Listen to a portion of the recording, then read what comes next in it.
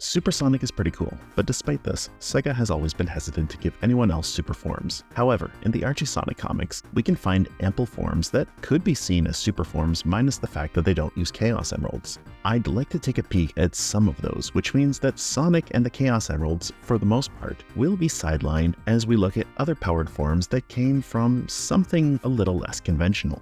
Starting us off, I'd like to take a look at Nicole. Nicole was an AI assistant in the Archie Sonic universe who, over time, went from being a Palm Pilot to a full-on holographic Lynx. Now, I'll be taking an abridged look at the next few issues, as this isn't a video solely on Nicole, and I do want to do a deep dive on her at some point. So, the story starts off after a short adventure fighting against Dark Gaia creatures in the sky. Nicole, however, after this would suddenly vanish into her Palm Pilot-like device after calling out the name of Dr. Elodie. We would learn that Dr. Elodie would actually be Nicole's creator, and the gang would make their way towards his home. Back in the digital world, we would find that Nicole actually rescued Dr. Elodie from some kind of malicious digital being, and we would learn that, of course, Dr. Elodie, being here, has developed some kind of technology that allows him to enter the digital world. Elodie would be a little too chill about what happened and pretty dismissive about the fact that he was attacked by some kind of malicious cybernetic entity, but Nicole has her reservations about this, and she assumes that there is something out there in the digital world that was holding the doctor here. From here, once the gang would arrive at Elodie's home, Elodie would show off his latest discovery, the red rings, which Tails would immediately point out that these would be amazing for Nicole, as she uses regular golden rings to project herself, and a red ring being more powerful than a gold ring might be able to do more for her. Sally and Big would then head out to go find more of these red rings in their own adventure that involves more fishing than I would have expected in a Sonic comic. Meanwhile, inside the digital world, Nicole would check out the firewall for discrepancies, and during this time, an ominous black figure would appear behind her, and Nicole would go on the hunt for this. This creature would reveal itself as Phage, and I've got to say, I'm a really big fan of Phage's design. Phage would find itself fascinated with Nicole, as both of them are AI systems, and yet Nicole seems far more interested in the real world than the digital. Though Nicole would try to quarantine this malicious AI, Phage would easily break out and take Nicole hostage. Meanwhile, back in the real world, Elodie and Sally would end up locked inside of Elodie's laboratory as Phage would reveal itself to them and would announce that Nicole is being kept as its hostage. Phage would then declare that it wants access to all of the research that Dr. Elodie has made on the red rings, and that it will be keeping Nicole regardless if it gets the research or not. Unsurprisingly, we'd learn that Phage is working for Dr. Eggman. Thankfully, Nicole wouldn't take this lying down, and despite being at a disadvantage against Phage, she would manage to hold her own pretty decently as she would defend herself from the malevolent machine. Like Chekhov's gun, Sally would use the device that was first introduced in the first act in order to upload her conscience into the digital world, and she would aid Nicole in taking down this digital monster. I'm not gonna lie, Phage is actually pretty creepy. But I think it's a really interesting take as this machine that really talks like a machine and not like a regular person, kind of like Nicole does. It discusses how it wants to take apart Sally and Nicole and absorb them into his consciousness, which gives me the total heebie-jeebies in like the coolest kind of way possible for a villain. Together, Sally and Nicole would use the first of two references to the video game Knuckles and the Chaotix that's going to show up in this video, and they would use a ring linked to one another in order to lure Phage into another section before yanking Sally out of there and attempting to lock Phage in.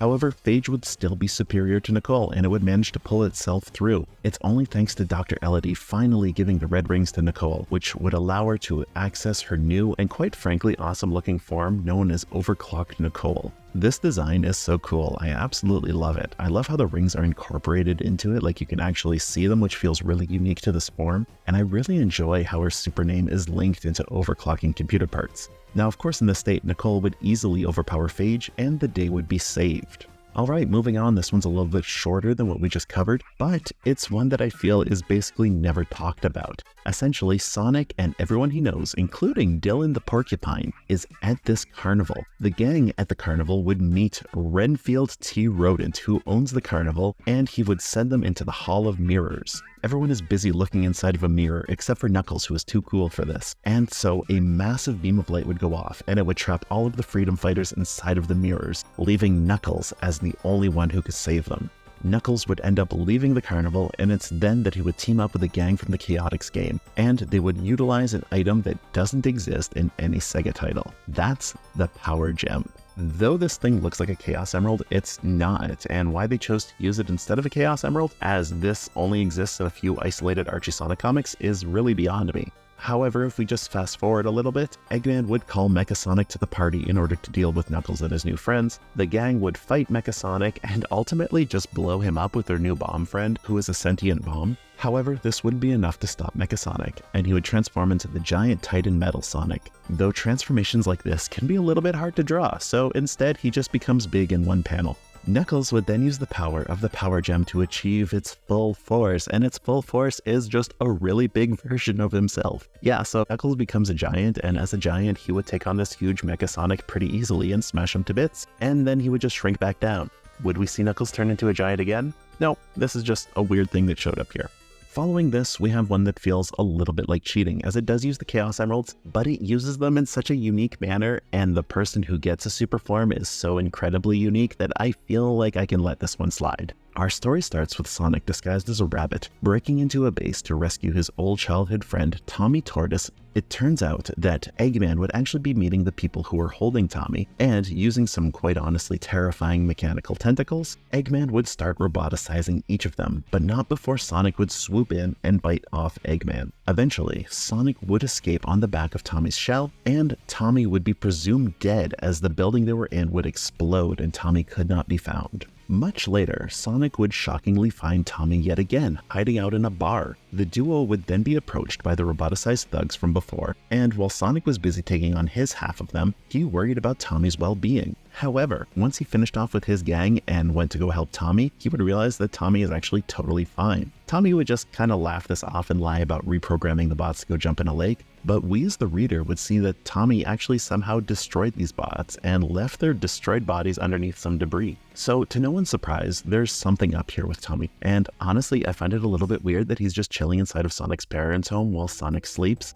though it seems like Tails does the same thing and he's just sitting here at like the kitchen table reading, so maybe it's just normal to hang out with your friend's parents while your friend sleeps. Turns out that Tommy is anything but normal, however, as this is a Tommy Terminator created by Eggman's AI son Adam to kill Sonic. And I've got to respect the hustle to create a robot doppelganger of a thought-to-be-dead friend to then infiltrate someone's home instead of just, I don't know, like using conventional means like sending a carpet bomb or something to his house. Sonic's father would save Sonic, but at the cost of his own life. However, honestly, don't bother mourning him, because he'll be back by the end of this comic issue. Now, here's the thing. Uncle Chuck would reveal that there was a chip inside of the evil Tommy that reads, Tommy Tortoise, Season 17, and somehow, Sonic understands that to mean that Tommy is still alive. I don't get this part at all. If you understand how Season 17 shows that Tommy is alive, please let me know in the comments.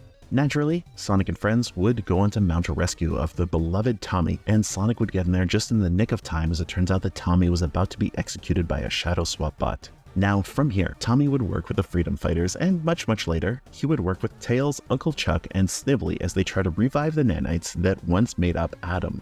Everyone gives up on the nanites after they show no sign of life after pumping them with 5,000 volts of electricity. Snively actually gets a little bit philosophical as he asks if robots can even be considered alive, and honestly, with the level of sentience that we've seen from some of the bots in Archie Sonic, I'd have to say that to a certain extent, they are pretty alive. Anyway, Tails says that he's gonna head out for a Frazzle?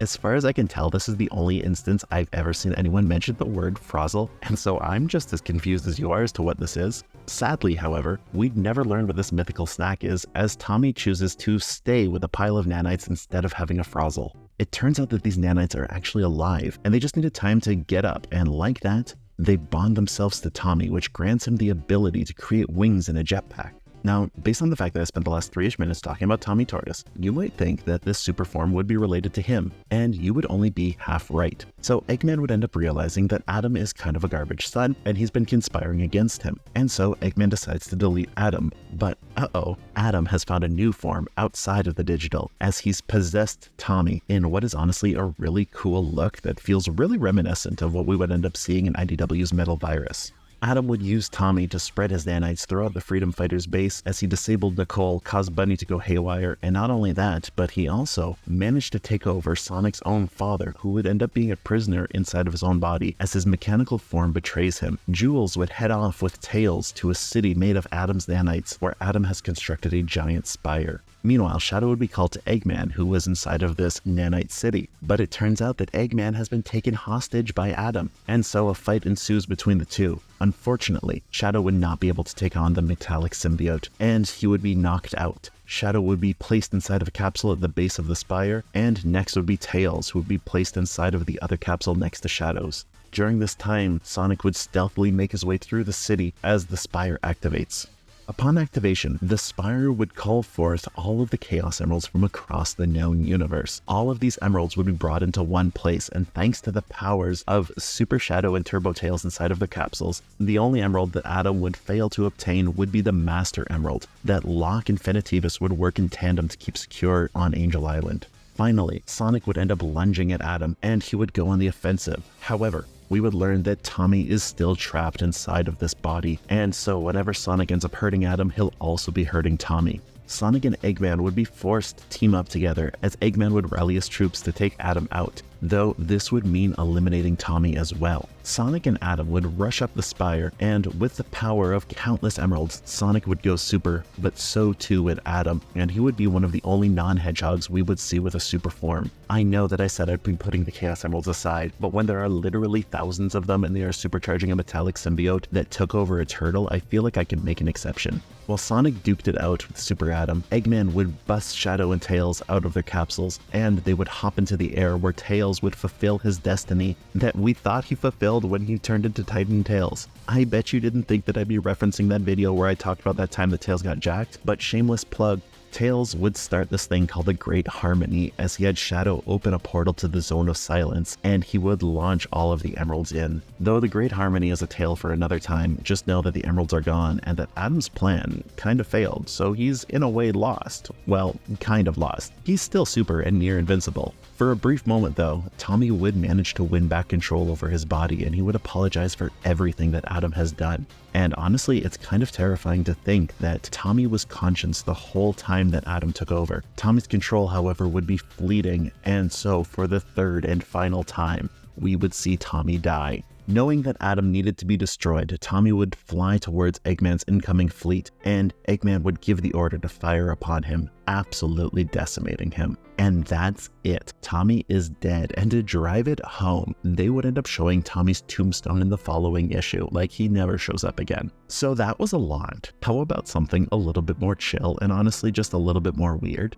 This starts off with our resident Short King Nate Morgan, who is showing Sonic and Tails his collection of rings. It wouldn't be long after this that Ixis Naugus would show himself and cause a cave-in, separating Nate and his Yeti friend Eddie from everyone else. These potentially thousands of rings would be absorbed by Tails, Sonic, and Naugus, giving you 3 super forms for the price of 1. We'd have Ultra Sonic, who looks like regular Sonic, but with the power of a super form and stars flying around him, and weirdly he would show up multiple times throughout the Archie Sonic run. We would also have the sole appearance of Hyper Tails, who is just Tails but surrounded by flickies, and the aptly named Ugly Naugus, who would only show up here. And I've gotta say, it's gotta hurt to have your super form be referred to as ugly when you're in the same issue as the guy who got called Ultra. Anyway, this story really goes nowhere. Sonic and Tails would end up burnt out by all of this power, and Nate would eventually get to them. Naugus would try rushing Nate, and it turns out that Nate keeps a ring inside of his glasses, and I guess he can make a wish with it because the comic just says that he made a wish true of heart, which sends Naugus to the Zone of Silence. I don't get it either. Alright, let's finish it off with our last not-so-super form, and this is going to feature everybody's favorite Edgy Hedgy. We would get to see a short glimpse of Shadow's full potential when Knuckles would find himself taken over by the power of Enerjack. When Shadow removes his inhibitor rings on his wrists, he would open himself to the full potential of the chaos energy around him, though it's actually kind of disappointing against Enerjack, and it's pretty short-lived. So let's take a look at another moment where we got to see Chaos Shadow in honestly a really cool and full-fledged power. Now, I am actually planning on making a longer video covering a lot more about Shadow that's going to go in depth about this, so we're going to be taking a more bird's eye view at Chaos Shadow. We would learn that a black comet is on its way to Mobius, and so Shadow, Rouge, and Omega would be recruited to join Gun on a mission to infiltrate and destroy the comet and the alien leader found within. Before boarding the comet, Omega would remind us that he's just a psychopathic baby who is ready to kill, as he eagerly awaits the moment that the ship will dock inside of the comet and he can get to murdering. Once in the comet, the assault would take place against all kinds of aliens that we would have seen in the Shadow the Hedgehog video game. Shadow would find his way into the belly of the beast, and it's here that he would confront Black Death, the alien leader who would attack Shadow with all of his might. This would force Shadow to remove his inhibitor rings, and we'd finally get to see a pretty awesome fight featuring Chaos Shadow. I love corny dialogue, and Shadow has it in spades here. Shadow isn't just here to beat up this old alien man, he's here to eliminate him once and for all. Shadow has exactly 8 minutes to finish the job before a bomb goes off and blows up this comet to Kingdom Come. And so, Chaos Shadow enters in with some pretty fun fight panels, but nothing beats when he finally uses Chaos Blast with an ear-shattering shaboom, which defeats Black Death once and for all. Shadow would then have to run out of the comet as the clock counts down to the bomb's explosion. Yarush and Omega would have no choice but to be forced to pull out of the comet, and Shadow would just start to exit the comet as the countdown reached 0. The comet would then blow up, and they would think that Shadow had perished inside of the comet. Though, like the over-the-top action hero he is, Shadow would end up teleporting in, showing that he managed to use Chaos Control just at the last minute before being blown up. And that's all I've got. This video started off in my mind as a relatively small project. However, it quickly spiraled out of control as I realized I just wanted to talk more and more about these different forms. I hope you enjoyed this really quick bird's eye view across multiple different points in the Archie Sonic history, where we got to see some attention given to the not quite so super forms found within. If you enjoyed this video and you feel like it has earned some kind of like, subscribe, or anything, that would be greatly appreciated. Though, as always, I cannot tell you what to do. I'm not your boss. At the end of the day, I just hope that you have a good one.